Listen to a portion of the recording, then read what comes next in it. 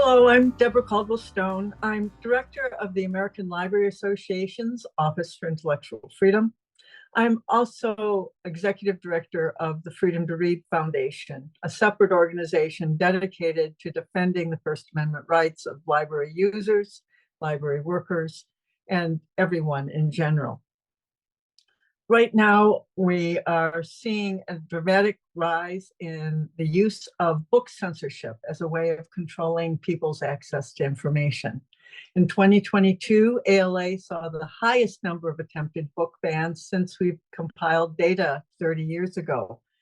It was over 2,500 unique titles targeted for censorship by a number of groups seeking to control what young people read and see, both in the school library and the public library. And these numbers reflect a disturbing trend, that these demands to ban books are no longer arising from a parent seeing their child read a book and raise a question about it with a librarian or an educator, but instead the work of political advocacy groups attempting to oppose an agenda on all of our children's education, all of our access to information. And there is a disturbing sameness to the demands about book bans. These vocal minorities want all students to only have books that they approve of, books that disregard the voices of LGBTQIA persons, Black persons, and other marginalized communities.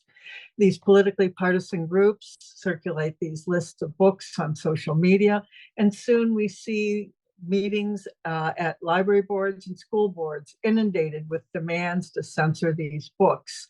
Often hundreds of books at one time. Our data show that over 90% of the demands to censor books in 2022 were demands to censor more than one title, and 40% of the demands to censor books were to over 100 titles at one time. And often what we hear is their justification for these book bans is that the books contain pornography. But that's peddling a pernicious lie, that these challenge books are illegal pornography, and that libraries make a point of acquiring illegal pornography. But that's absolutely untrue. And often this lie goes unchallenged by the media, by the community itself, by people who don't go behind the headlines and learn the truth about these books. Books like And Tango Makes Three, a children's picture book that simply shows the true story of two penguins, male penguins getting together to raise a chick together, or a book called Drama by Raina Tellemeier, which simply shows two preteens sharing a chaste kiss, a same-sex couple. It's absolutely a lie that these books that depict and represent the lives of LGBTQ persons are any kind of pornography, but that's the lie that's being peddled to all of us today. But these book bans are really something more. They're a challenge to the concept of the free public library.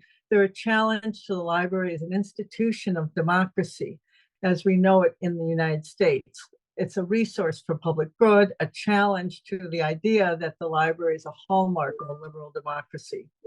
So we must recognize that we're in a moment that really demands more of all of us, that we all must be organized and working together, because the pro-censorship groups are organized and working together. And this is the reason that the American Library Association has developed an initiative called Unite Against Book Bans. It's a grassroots advocacy initiative intended for regular people to use, to bring together parents and library supporters, community groups, to come together to fight against censorship forces in their community. There's all kinds of tools and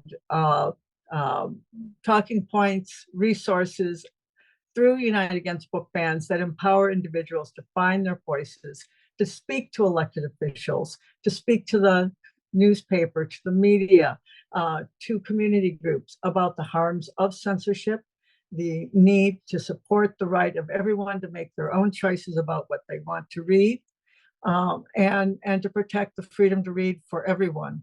This is a nonpartisan campaign because censorship hurts us all, no matter what your political views, no matter what your background, no matter what.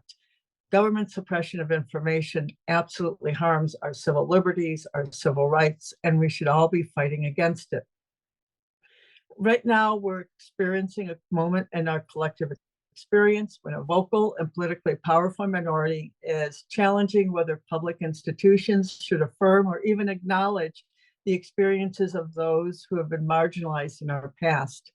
Not only are these advocacy groups trying to erase the stories of those who have suffered under racism and homophobia, but they are now attacking libraries themselves, the institutions that enable all of us to learn, to grow, to decide for ourselves what we want to believe, and to carry those thoughts and ideas into the marketplace of ideas, and to use them when making judgments about what we want to do with our government, with our neighbors, with our community groups.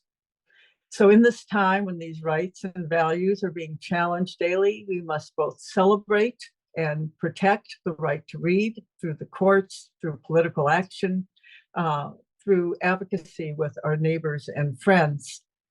The strength and protection for our libraries must come from all of us through our communities.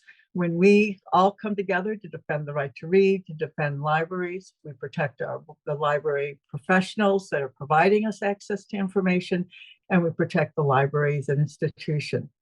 But we also must have an unflinching commitment as a society, as a nation, to intellectual freedom, to First Amendment values, by resisting censorship in all its forms.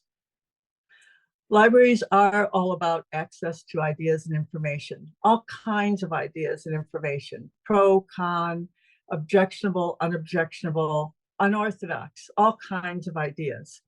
And so the access to ideas, different ideas, ideas that some may object to, that shouldn't be up to debate. It's not inappropriate or wrong to host a Pride display, a Black History Month display, to have programs that speak to our history of racism and slavery in the United States.